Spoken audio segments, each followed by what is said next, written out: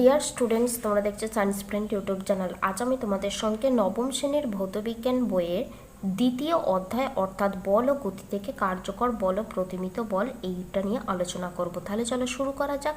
কার্যকর বলটা কি না, কার্যকর বল হচ্ছে যে লব্ধি বল কাজ করে সেটাই হচ্ছে কার্যকর বল। আর প্রতিমিত বলটা কি, যে লব্ধি বল একে অপরকে প্রশমিত করে সেটাই হচ্ছে প্রতিমিত বল। আশা করি বুঝতে পেরেছ। এবার আমরা কিন্তু ছবির সাহায্যে একটু ব্যাখ্যা করব। দেখো, ধরা যাক একটা টেবিলের ওপর একটা বই আছে, এটা হচ্ছে বই, ঠিক আছে।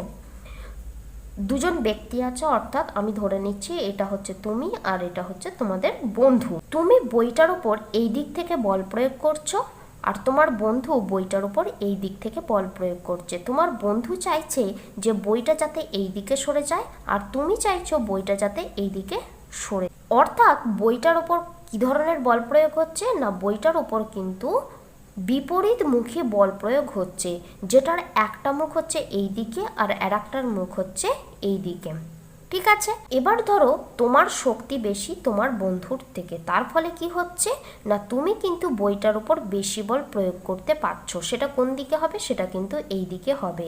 কি বললাম না, ধরা যাক তোমার শক্তি বেশি তোমার বন্ধুর থেকে, যার ফলে কি হচ্ছে না বইটার উপর কিন্তু তুমি বেশি বল প্রয়োগ করছো তোমার বন্ধুর থেকে, তার ফলে বইটা কোন দিকে সরে যাচ্ছে না এই দিকে কিন্তু সরে যাচ্ছে।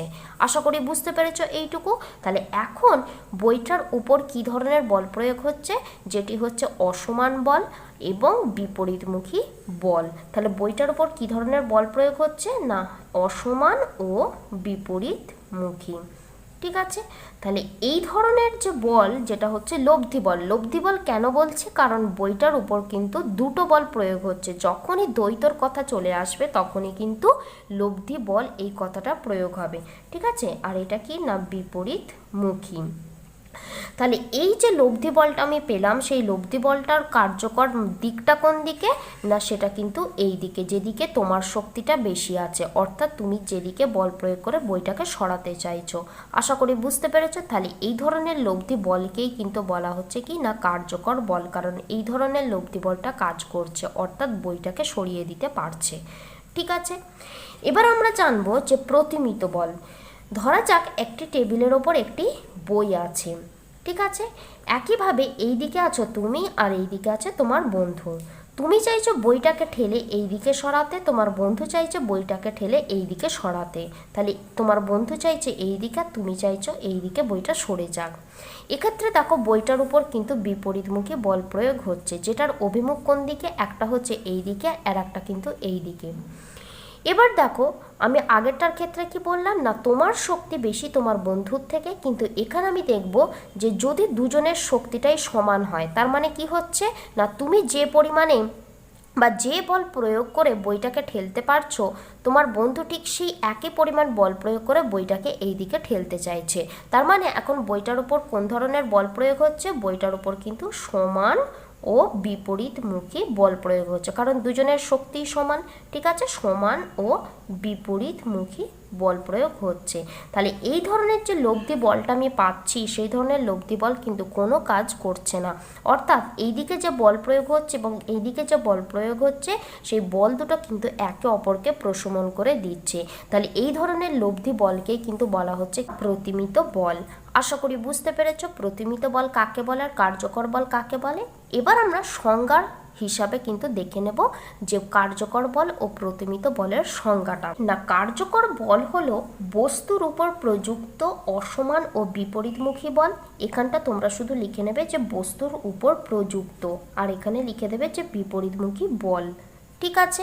আর প্রতিমিত বল কি না, প্রতিমিত বল হলো বস্তুর উপর প্রযুক্ত সমান ও বিপরীতমুখী বল। সংজ্ঞা দুটো কিন্তু তোমরা ভালো করে একটু মনে রাখার চেষ্টা করো, ঠিক আছে। এবার দেখো এইখান থেকে আমরা কি বুঝতে পারলাম, অর্থাৎ কার্যকর বল ও প্রতিমিত বল থেকে আমরা বুঝতে পারলাম যে কোনো বস্তুর উপর প্রতিমিত বল ক্রিয়া করলে বস্তুর কিন্তু কোনো গতির পরিবর্তন হয় না, কারণ বস্তুটা স্থির থাকছে, তোমরা দেখলে হয় না। তাহলে কোন ক্ষেত্রে বস্তুর গতি বা বইটার গতি পরিবর্তন হলো? শুধুমাত্র অপ্রতিমিত বা কার্যকর বল প্রযুক্ত হলেই তখনই কিন্তু বস্তুর গতি পরিবর্তন হলো। আর বস্তুর গতি পরিবর্তন হওয়া মানে কি? বস্তুটি ত্বরণযুক্ত। কারণ আমরা জানি আমরা জানি ত্বরণ সমান কি না, ত্বরণ সমান হচ্ছে বেগের পরিবর্তন ভাজিতক সময়। এটা আমরা জানি, ঠিক আছে, পরিবর্তন ভাজিতক সময়। যেহেতু কার্যকর বল বা অপ্রতিমিত বল প্রয়োগ করলে বস্তুর বেগের পরিবর্তন হয়, তার মানে আমি কি বলতে পারি অন্যভাবে, যে বস্তুটি ত্বরণযুক্ত। আশা করি বুঝতে পেরেছো। দেখো আমি এখানে লিখে দিয়েছি, কিন্তু কোনো বস্তুর ওপর কার্যকর বা অপ্রতিমিত বল ক্রিয়া করলে বস্তুর বেগের পরিবর্তন হয় বা বস্তু ত্বরণযুক্ত হয়, এবং কোনো বস্তুর ওপর প্রতিমিত বল ক্রিয়া করলে বস্তুর গতির কোনো পরিবর্তন হয় না। ভীষণ ইম্পর্ট্যান্ট কিন্তু এই দুটো পয়েন্ট। এবার আসি কার্যকর বলের প্রভাব ও প্রতিমিত বলের প্রভাব। কোনো বস্তুর ওপর কার্যকর বা অপ্রতিমিত বল প্রয়োগ হলে বস্তুটা কি হয় না, বস্তুটা কিন্তু বেগের পরিবর্তন হয়। তাহলে এটা আমরা জানলাম। তাহলে একটা পয়েন্ট আমরা কি লিখতে পারি, যে স্থির বস্তু গতিশীল হয়, এটা আমরা লিখতে পারলাম। দ্বিতীয় পয়েন্টটা কি লিখতে পারি, দেখো কোনো বস্তু যদি গতিশীল হয় তার বেগের পরিবর্তন হতে পারে, সেটাই দেখো এখানে লিখেছি, যে কোনো বস্তু বা গতিশীল বস্তুর বেগের মান পরিবর্তন হয়। তৃতীয় পয়েন্টটাকে লিখেছি, দেখো গতিশীল বস্তুর বেগের দিক পরিবর্তন হয়। অর্থাৎ ধরো টেবিলের ওপর বইটা আছে, ঠিক আছে, আমি চাইছি কি এই দিকে বইটাকে সরাতে, আর আমার বন্ধু চাইছে কি এই দিকে বইটাকে সরাতে। তাহলে কি হচ্ছে, ধরো যদি এই বস্তুটার ওপর বা বইটার ওপর কার্যকর বা অপ্রতিমিত বল প্রযুক্ত হয়, ধরো বইটা যদি গতিশীল হতো তাহলে কি হতো না, হঠাৎ করে ধরো গতির পরিবর্তন হয়ে যেত, অর্থাৎ অভিমুখটা যদি পরিবর্তন হয়ে যেত, তাহলে আমি বলতে পারতাম কি গতিশীল বস্তুর বেগের দিক পরিবর্তন হয়। তাহলে আশা করি বুঝতে পেরেছ। আবার কি হতে পারে না, গতিশীল বস্তুর বেগের মান ও অভিমুখ পরিবর্তিত হতে পারে। তাহলে এই চারটে পয়েন্ট কিন্তু হতে পারে কোনো বস্তুর ওপর কার্যকর বা অপ্রতিমিত বল প্রযুক্ত হলে। এবার আমরা জানবো কোনো বস্তুর ওপর যদি প্রতিমিত বল প্রয়োগ হয় তখন কি হয়, যেটাকে বলা হচ্ছে কি প্রতিমিত বলের প্রভাব। ধরা যাক একটা যে জল খাওয়ার বোতলগুলো আছে সেগুলোকে আমরা দু হাত দিয়ে চেপে ধরলাম। আমি যদি পেনটার ক্ষেত্রেই ধরি, যে পেনটাকে আমরা দু হাত দিয়ে চেপে ধরলাম, সেক্ষেত্রে কি হতে পারছে না, পেনটার উপর কিন্তু দুই হাত দিয়ে আমরা সমান বল প্রয়োগ করছি, যেটা হচ্ছে প্রতিমিত বল। তাহলে সমান বল প্রয়োগ করার ফলে কি হচ্ছে না, পেনটা কিন্তু দুমড়ে যেতে পারছে। যদি আমরা পেনটা হয়তো শক্ত, তোমরা বুঝতে পারবে না, কিন্তু যদি আমরা পাতলা বোতলের ক্ষেত্রে দেখি তখন কি দেখতে পাচ্ছি না, বোতলটা কিন্তু দুমড়ে যাচ্ছে। তার মানে এটার কি হয়ে যাচ্ছে না, বোতলটার আকার এবং আকৃতি পরিবর্তন হয়ে যাচ্ছে। তার মানে আমি কি লিখতে পারি, যে প্রতিমিত বল কোনো বস্তুর ওপর প্রযুক্ত হলে বস্তুর আকার ও আকৃতির পরিবর্তিত হয়। আশা করি বুঝতে পেরেছ। এবার আমরা জানবো যে নিউটনের প্রথম গতিসূত্র, যেটা কিন্তু তোমরা এর আগের শ্রেণীতে কিন্তু পড়েছিলে, তবুও যদি তোমরা ভুলে গিয়ে থাকো আমি কিন্তু আর একবার বলে দিচ্ছি। সেটা কি না, বাইরে থেকে প্রযুক্ত বল দ্বারা অবস্থার পরিবর্তনে বাধ্য না করলে স্থির বস্তু চিরকাল স্থির অবস্থায় থাকবে এবং সচল বস্তু চিরকাল সমবেগে সরল রেখায় চলতে থাকবে। অর্থাৎ কোনো বস্তুর উপর যদি বাইরে থেকে আমি বল প্রয়োগ না করি, সেক্ষেত্রে কি হবে না, স্থির বস্তু চিরকাল স্থিরই থাকবে এবং সচল বস্তু বা গতিশীল বস্তু চিরকাল কিন্তু সমবেগে সরল রেখায় চলতে থাকবে। আশা করি বুঝতে পেরে। তাহলে নিউটনের প্রথম গতিসূত্র থেকে আমরা কি জানতে পারছি যে একটি বস্তুর ওপর বল প্রয়োগ হচ্ছে কিনা আমরা কিভাবে বুঝতে পারবো না, বস্তুটার বেগের পরিবর্তন হচ্ছে কিনা। যদি বস্তুটার বেগের পরিবর্তন হয় তাহলে বলতে পারবো যে বস্তুটার ওপর কিন্তু বাইরে থেকে প্রযুক্ত বল ক্রিয়া করছে। এবার আমরা জানবো এই বাইরে থেকে প্রযুক্ত বল জিনিসটা কি। বাইরে থেকে প্রযুক্ত বল কিন্তু দুই ধরনের হতে পারে। একটা কি না, একটা হচ্ছে অভ্যন্তরীণ বল, একটা হচ্ছে বাহ্যিক বল, যেটা আমি তোমাদের একটু ছবির আকারে কিন্তু বলে দিচ্ছি। সেটা কি, দেখো ধরা যাক একটা ইঁট, ঠিক আছে, এটা হচ্ছে ইঁট। এই ইঁটের ওপরেই কিন্তু যে বল প্রয়োগ করছে, আমি ধরা যাক আমি কিন্তু বল প্রয়োগ করছি, আমি এই ইঁটটার ওপর বসে আছি, ঠিক আছে।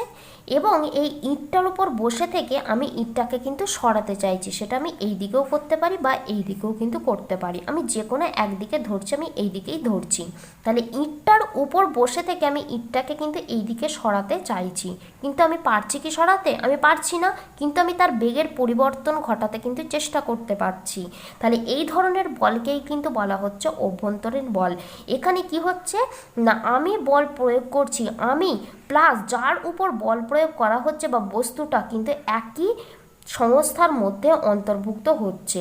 তার মানে কি বললাম না, অভ্যন্তরীণ বল হলো সেটাই যেখানে যে বল প্রয়োগ করছে সে বা বল প্রয়োগকারী এবং যার উপর বল প্রযুক্ত হচ্ছে বা বস্তু, দুটো জিনিস কিন্তু একই, অর্থাৎ একই সংস্থায় কিন্তু দুটো থাকছে। সেক্ষেত্রে কি হচ্ছে না, অভ্যন্তরীণ বল কিন্তু এই বস্তুটার উপর বা ইঁটটার উপর কার্যকরী হচ্ছে।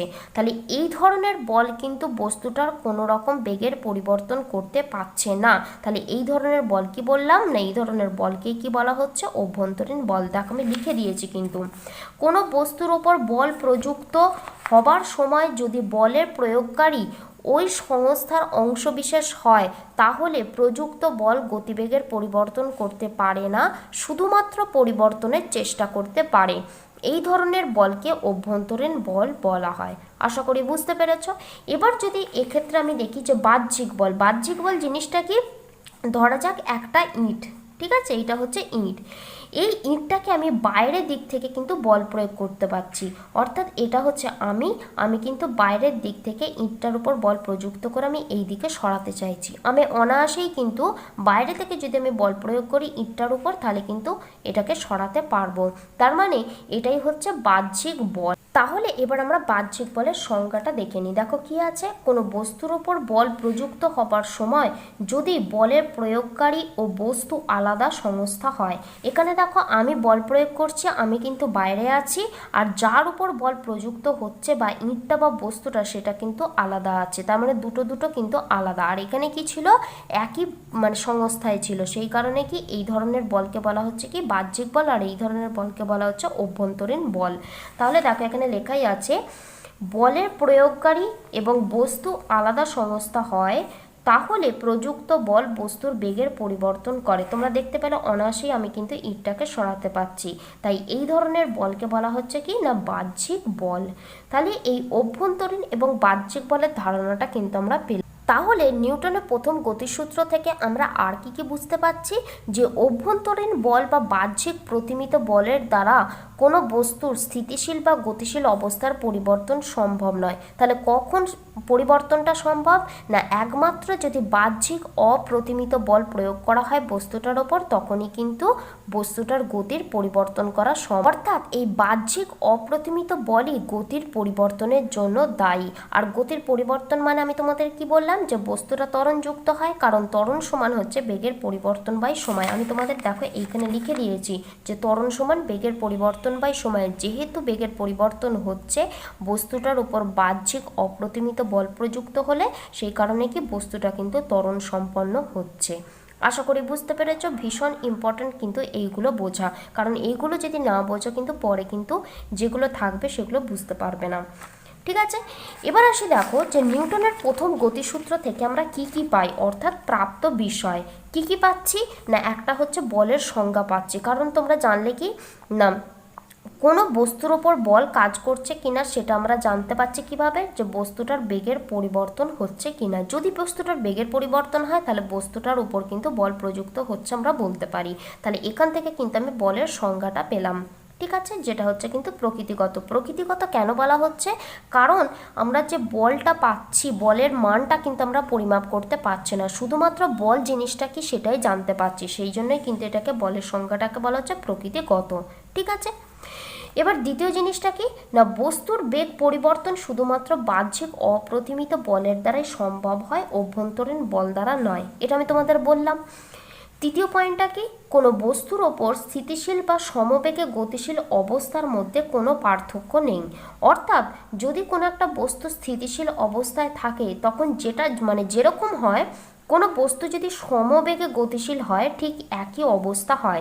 ধরা যাক এটা হচ্ছে একটা বইটা কিন্তু চলমান, ঠিক আছে। যদি এটা সমবেগে গতিশীল হয়, সমবেগে গতিশীল মানে কি, এর কিন্তু বেগের পরিবর্তন হচ্ছে না। আর আমি কি বললাম নিউটনের প্রথম গতিসূত্র থেকে, যে বস্তুর উপর যদি বাইরে থেকে বল প্রযুক্ত হয় তবেই কিন্তু বস্তুটার বেগের পরিবর্তন হবে। আর সমবেগে গতিশীল মানে কি, বস্তুটার কিন্তু বেগের পরিবর্তন হচ্ছে না। তার মানে দুটো জিনিসই একই, যে স্থিতিশীল অবস্থাতে বস্তুর বেগের পরিবর্তন হচ্ছে না, আর সমবেগে গতিশীল মানেও হচ্ছে কি, বস্তুটির কিন্তু বেগের পরিবর্তন হচ্ছে না। সেই কারণেই বলা হচ্ছে যে কোনো বস্তু স্থিতিশীল ও সমবেগে গতিশীল অবস্থার মধ্যে কোনো পার্থক্য নেই। ঠিক আছে। 4 নম্বর পয়েন্টটা কি না, নিউটনের প্রথম গতিসূত্র থেকে আমরা কিন্তু বস্তুর জাড্য ধর্ম সম্পর্কে জানতে পারি। জাড্য ধর্ম জিনিসটা কি, ধরা যাক আমাকে কোনো কাজ বলা হচ্ছে, ঠিক আছে, কেউ কাজ বললো কিন্তু আমার সেই কাজটা করতে ইচ্ছা করছে না। আমি কি করলাম, আমি চুপ করে কিন্তু বসে রইলাম। আমাকে কিন্তু বাইরে থেকে অলরেডি বলা হয়ে গেছে বা বল প্রয়োগ করা হয়ে গেছে যে এই কাজটা করতে, কিন্তু আমার করতে ইচ্ছা করছে না। তাহলে আমার যে করতে ইচ্ছা করছে না সেই জন্যই আমি চুপ করে বসে আছি। তাহলে এই যে ধর্মটা সেটাই কিন্তু বলা হচ্ছে যে আমার জাড্য ধর্ম। যদি এটা কোনো বস্তুর ক্ষেত্রে প্রযুক্ত হয় সেটা কিন্তু বস্তুর জাড্য ধর্ম। আশা করি বুঝতে পেরেছ। তাহলে সংজ্ঞাটা আমরা কিন্তু জেনে নিই। কি বলেছে, কোনো বস্তুর স্থিতিশীল বা গতিশীল অবস্থা বজায় রাখার যে প্রবণতা তাকেই জাড্য বলে। আর জাড্যের পরিমাপ করতে গেলে কিভাবে পরিমাপ করতে হবে না, জাড্য সমান আমরা বলতে পারি বস্তুর ভর যেটা হবে সেটাই কিন্তু বস্তুটা জাড্যের পরিমাপ হবে। দেখো আমি লিখে দিয়েছি, জাড্যের পরিমাপ হলো বস্তুর ভর। ঠিক আছে। আর জাড্যের পরিবর্তন করতে গেলে কি করতে হবে না, বাহ্যিক অপ্রতিমিত বল প্রয়োগ করতে হবে বস্তুটার উপর, তবেই কিন্তু জাড্যের পরিবর্তন করা সম্ভব। আজকের ভিডিওতে আমি যেটুকু পড়ালাম, যদি কোনো জায়গায় তোমাদের বুঝতে অসুবিধা হয় তোমরা আমাকে অবশ্যই কমেন্ট সেকশনে কমেন্ট করো।